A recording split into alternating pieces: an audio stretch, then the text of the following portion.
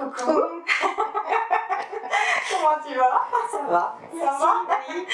Allez, raconte-moi un petit peu ce que tu vivais à l'époque comme situation avant l'accompagnement, avant de nous rejoindre, avant de te faire accompagner par moi la situation que tu vivais au travail. Alors, c'était qui cette personne par rapport à toi? C'était ma directrice. J'ai travaillé 17 ans dans son service.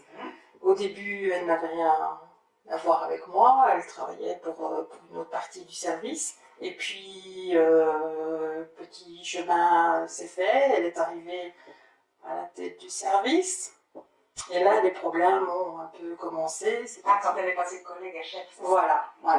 C'est-à-dire qu'elle avait déjà ses petits pions en place. Donc, elle avait déjà notre sous-chef qui était déjà bien dans ses préférences avec elle et qui savait déjà aussi un peu, qui la connaissait très bien. Et puis, une de nos collègues aussi qui était très très proche d'elle. Et ça a commencé à donner quoi avec toi?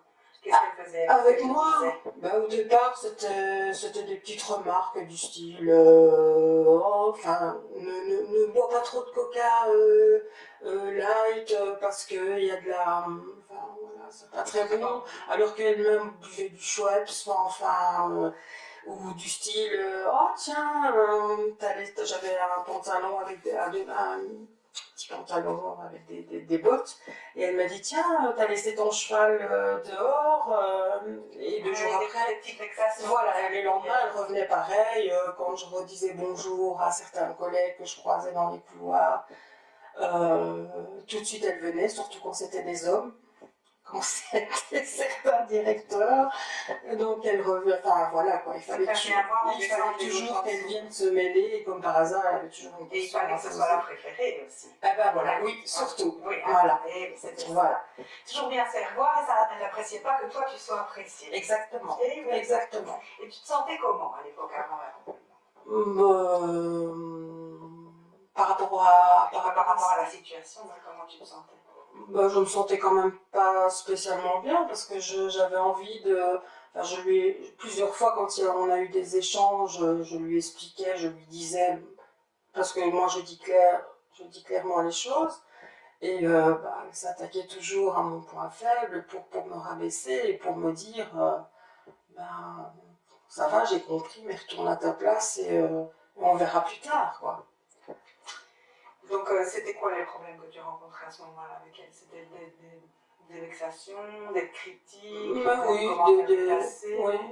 Surtout que, avec une collègue néerlandophone qui était mon binôme, on osait parler. Je veux dire, nous, on était les deux petits loups, les deux petits cloufs dans la cage, et les autres, c'était des petits moutons. Et les petits moutons, ça se révolte aussi de temps en temps, et on a envie de dire ça et ça et ça, mais une fois qu'on se retrouve en réunion, les deux petits cloufs, elles disent ce qu'elles pensent parce qu'elles savent que les autres vont suivre, et les autres, ils ne disent rien, et puis toi, c'est toi qui ramasses, quoi. Tu ramasses. C'est le facteur, c'est toi qui prends. Voilà. Donc tu ramasses pendant la réunion et puis tu ramasses après, quoi. Et dans ce que tu vivais à ce moment-là, c'était quoi qui était le plus embêtant, qui était le plus difficile, qui était le plus gros problème, le truc qui t'empêchait le plus d'avancer dans ton travail à cause de cette situation? C'était surtout que, je veux dire, quand j'avais dit, par exemple, moi j'étais très à fleur de peau. Oui, à fleur de peau. Donc quand on me disait quelque chose, ou quand par exemple je faisais un travail et puis tout était terminé, et puis on vient me dire on change les dates, ou on change ceci, ou on change cela, donc il fallait tout repréparer 2 heures avant ou quoi. Et moi c'est ce genre de choses qui suis très perfectionniste, c'est le genre de choses qui me faisait de temps en temps péter un câble, et elle m'appelait, et puis elle me disait, mais tu sais que tu fais peur à tes collègues quand tu dis, quand tu t'exprimes trop fort.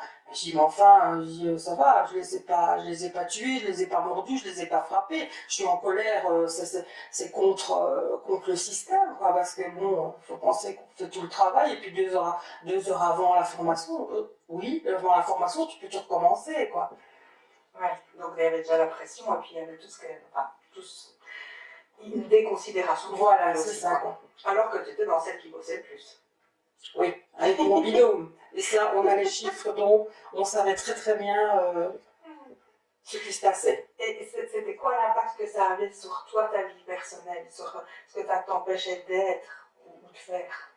Ben, ça m'empêchait parfois de pouvoir m'exprimer. Maintenant, c'est vrai que j'aurais pu le faire plus calmement, mais c'est chacun son tempérament, chacun réagit à sa façon.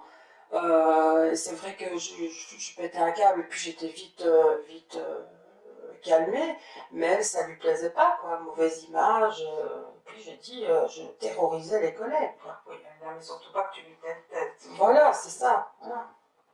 Et tu avais envisagé quoi comme solution à ce moment-là? Tu avais peut-être essayé quoi avant moi et qui n'avait peut-être pas marché? Ben, par 2 fois, quand elle m'a appelé, je lui dis écoute, eh ben, puisque c'est comme ça, ben, puisque tu ne veux plus de moi, puisque ça ne va pas, ben, c'est tout, ne te tracasse pas. Je dis moi, je peux très bien postuler ailleurs, ici dans le bâtiment, et je suis certaine que je trouverai quelque chose.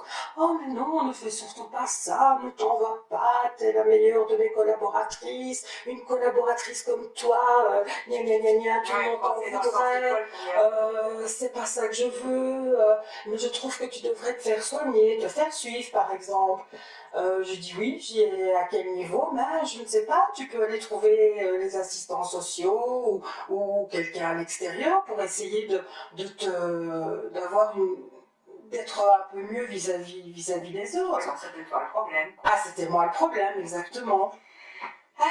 Pourquoi tu as choisi de travailler avec moi? Pourquoi? Bien parce que on se connaissait déjà avant. Et je sais que tu es quelqu'un de très bien, de très chouette, de très spontané. Et je savais que ton énergie allait me gagner aussi. Et j'ai pas hésité, je t'ai contacté. Et puis voilà, on a pris rendez-vous. Et depuis, j'avance et j'avance très bien. Qu'est-ce qui serait passé pour toi si tu n'avais pas fait ce travail avec moi? En sachant qu'on a encore des choses à travailler, mais que déjà il y a ce gros morceau-là qui a été réglé. Qu'est-ce que j'aurais fait? Ben, je pense qu'il y aurait... Mais je ne sais pas en fait. Imagine si tu n'avais rien fait du tout, dans quel état tu serais maintenant? Je pense que j'aurais continué dans la même direction, parce que j'adorais mon travail, j'adorais mes collègues. Et je ne savais pas, enfin je ne me rendais peut-être pas compte, j'avais travaillé dans un autre service avant, mais je ne me rendais peut-être pas compte qu'il y avait mieux ailleurs, et j'avais peut-être peur aussi de perdre tout ce travail, les contacts que j'avais avec les extérieurs, avec toutes les personnes, et que j'avais envie de garder, quoi. Donc c'est possible que je serais peut-être toujours là maintenant. Et dans quel état? Et dans quel état, ça je ne sais pas. Et donc là maintenant qu'on a réglé tout ça, c'est quoi les changements sur ta vie de tous les jours et surtout sur ta façon peut-être de ne plus y penser ou d'y penser zen ou je sais pas, dis-moi. Ben, comme on a travaillé toutes les deux, c'est quelque chose que je peux en parler maintenant sans m'énerver, sans me stresser. Pour moi, elle ne représente plus rien. Si je la vois, à la limite, je n'aurais même pas envie d'aller lui dire bonjour, ou ce sera juste salut, et puis voilà. Et à l'intérieur de moi, je ne sens plus cette fameuse boule qui me tenait, et enfin voilà, je suis dégagée d'un poids énorme. Voilà. Et qu'est-ce que tu ressens donc aujourd'hui par rapport à tous ces changements positifs dans ta vie? Ah, positif, c'est que je me sens beaucoup plus légère, plus libre dans le sens esprit. J'ai compris comment elle fonctionnait, donc je sais que maintenant je ne me laisserai plus faire. Et surtout, je pense qu'elle n'arrivera plus, enfin qu'une autre personne ne pourra plus m'atteindre comme elle le faisait avec mon fils, en fait. Parce qu'à chaque fois, voilà. Et c'est chaque fois cette chose-là, chaque fois que je montais un petit peu et que je disais que j'allais partir, elle me frottait la manche en me disant, voilà. voilà.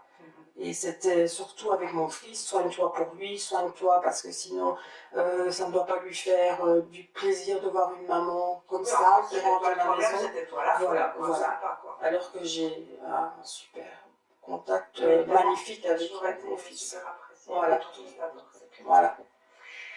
Et qu'est-ce que tu dirais à la toi de l'époque, si elle avait hésité à se faire accompagner par moi, si elle avait eu des doutes, des peurs, quels conseils tu lui donnerais? Oh là là, je lui dirais, vas-y, ne traîne pas, vas-y le plus tôt possible et fais-toi aider parce que ce sont des personnes qui manipulent les personnes qui se donnent à fond dans leur travail, qui se donnent à fond pour leurs collègues parce que j'ai fait des tas de choses pour des collègues.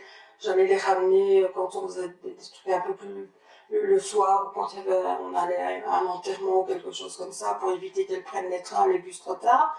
Elle m'a toujours remercié, mais bon, en entendant... C'est toujours rapport voilà. consciencieuse qu'elle s'en prenne. Voilà. Toujours, toujours. Et le jour où je suis partie, bah, je suis partie comme une grosse entre guillemets. Enfin voilà, quoi, elle ne m'a pas dit un mot. Je pense qu'elle était... Mais elle montrait qu'elle s'en foutait, quoi. Que j'étais rien pour elle, quoi. Alors qu'il y a des stagiaires ou des gens d'autres collègues qui sont venus et chaque fois qu'ils partaient, on faisait grand tralala, petit discours, petit ceci, petit cela, et voilà, quoi. Et toi, t'es passé par le petit trou. Voilà, ça m'a fait vraiment mal. pas juste. Voilà.